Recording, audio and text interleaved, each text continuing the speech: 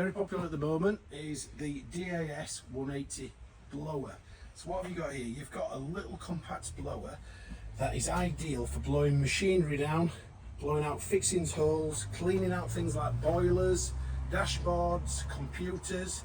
It'll also inflate things like lilos, paddle boards, kids pools. You can also buy an adapter which will attach to the back to deflate things. It comes with an array of different attachments. You've got a mode on the bottom to increase its speed or have it running at a slower pace. The nozzles themselves just twist off and then click on. It's a brushless motor, so you're going to get a longer run off this machine because it's going to get about a third longer run. The trigger, if I hold it, has got a locking button there, so you press the button, then you basically press the trigger. Sorry, this one locked. You can leave it running, and it's quite strong, as you can see it's going to blow itself over. Just as a guide, it comes with a bag. You can buy it with battery or as a body shell. It's great for blowing and cooling things down, inflating things.